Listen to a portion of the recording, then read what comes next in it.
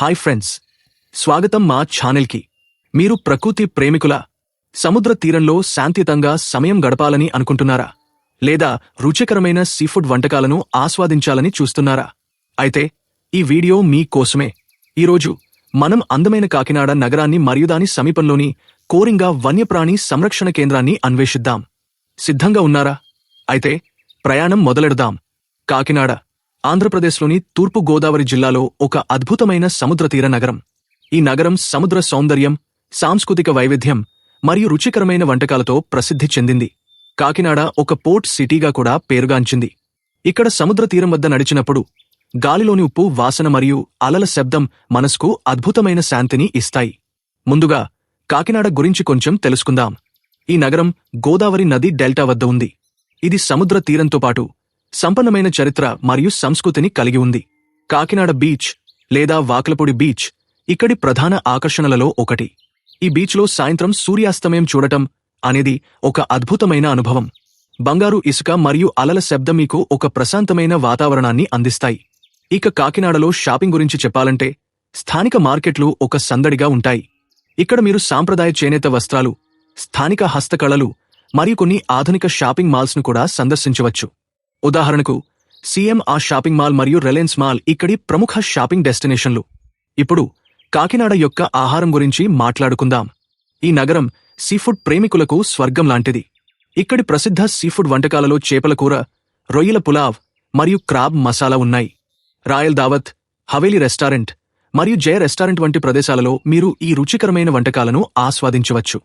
మీరు సీఫుడ్ ప్రేమికులైతే కాకినాడ మీ హృదయాన్ని గెలుచుకుంటుంది. ఇప్పుడు మనం కోరింగా వన్యప్రాణి సంరక్షణ కేంద్రం గురించి మాట్లాడుకుందాం. ఇది కాకినాడ నుండి కేవలం 15 నుండి 20 కిలోమీటర్ల దూరంలో ఉంది. ఈ సంరక్షణ కేంద్రం భారతదేశంలోని 2వ అతిపెద్ద మడ అడవుల సమూహాన్ని కలిగి ఉంది. 235 చదరపు కిలోమీటర్ల విస్తీర్ణంలో విస్తరించిన ఈ ప్రదేశం గోదావరి నది డెల్టా వద్ద ఉంది. ఇక్కడ మీరు 24 రకాల మడ వృక్షాలను మరియు 120కి పైగా పక్షి జాతులను చూడవచ్చు. కోరింగా సంరక్షణ కేంద్రం ఒక ఎస్ట్యూరీ, అంటే ఇక్కడ నది మరియు సముద్రం కలిసే ప్రదేశం. ఈ ప్రత్యేకమైన పర్యావరణ వ్యవస్థ కారణంగా ఇక్కడ సముద్ర తీర జీవవైవిధ్యం అద్భుతంగా ఉంటుంది.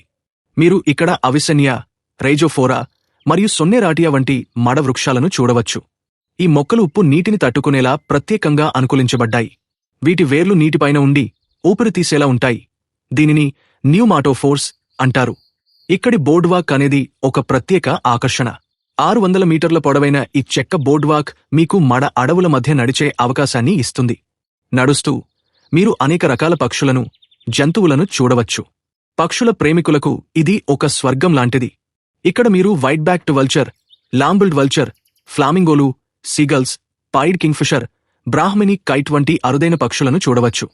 నవంబర్ నుండి ఫిబ్రవరి వరకు ఇక్కడకు వలస వచ్చే పక్షుల సంఖ్య ఎక్కువగా ఉంటుంది.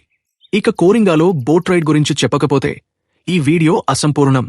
గోదావరి నది మరియు బంగాళాఖాతం కలిసే ప్రదేశంలో బోట్ రైడ్ చేయడం ఒక అద్భుతమైన అనుభవం. ఈ బోట్ రైడ్లో మీరు మడ అడవుల మధ్య క్రీక్ల గుండా ప్రయాణిస్తూ పక్షులను, సముద్ర జీవులను చూడవచ్చు. జెట్ స్కీ, స్పీడ్ బోట్ లేదా స్లో స్పీడ్ బోట్ ఎంచుకోవచ్చు. నీటిలో గ్లైడ్ చేస్తూ చుట్టూ ఉన్న పచ్చని అడవులను చూడటం మీకు ఒక అద్భుతమైన జ్ఞాపకంగా మిగిలిపోతుంది. ఇప్పుడు హోప్ ఐలాండ్ గురించి మాట్లాడుకుందాం. ఈ దీవి కాకినాడ సమీపంలో గోదావరి నది నోటి వద్ద ఉంది. ఇది ఒక 18 కిలోమీటర్ల పొడవైన ఇసుక బ్యాంక్. అంటే ఇది నిజానికి ఒక దీవి కంటే ఒక సాండ్బార్. హోప్ ఐలాండ్కు బోట్ ద్వారా చేరుకోవచ్చు. ఇక్కడ మీరు ఒలివ్ రిడ్లీ సముద్ర తాబేళ్ల నీడింగ్ సీజన్ను చూడవచ్చు, ముఖ్యంగా ఫిబ్రవరి నుండి మార్చి వరకు. ఈ దీవి ప్రశాంతత మరియు సముద్ర సౌందర్యం మీకు ఒక ప్రత్యేకమైన అనుభవాన్ని అందిస్తాయి. కాకినాడ సమీపంలో కొబ్బరి తోటలు కూడా ఒక ప్రధాన ఆకర్షణ. ఈ పచ్చని తోటలు ఈ ప్రాంతానికి ఒక ప్రత్యేకమైన ఆకర్షణను జోడిస్తాయి. కొబ్బరి చెట్ల మధ్య నడవడం, తాజా కొబ్బరి నీళ్లు తాగడం ఒక రిఫ్రెషింగ్ అనుభవం. ఈ తోటలు స్థానిక జీవనోపాధికి కూడా ముఖ్యమైనవి. కోరింగా సంరక్షణ కేంద్రంలో జంతు సంపద కూడా చాలా ఆకర్షణీయంగా ఉంటుంది. ఇక్కడ మీరు smooth coated otter, fishing cat, estuarine crocodile మరియు ఒలివ్ రిడ్లీ తాబేళ్లను చూడవచ్చు. ఈ జంతువులు ఈ పర్యావరణ వ్యవస్థలో ముఖ్యమైన పాత్ర పోషిస్తాయి.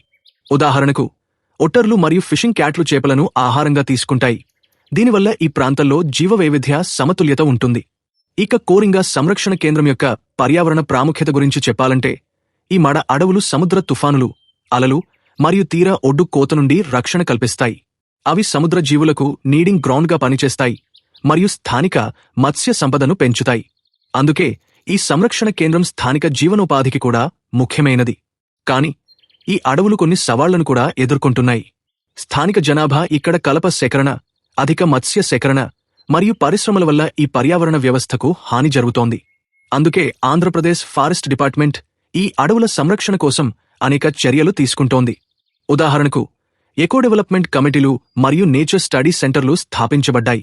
కాకినాడ సందర్శనకు ఉత్తమ సమయం అక్టోబర్ నుండి మార్చి వరకు. ఈ సమయంలో వాతావరణం చల్లగా, ఆహ్లాదకరంగా ఉంటుంది.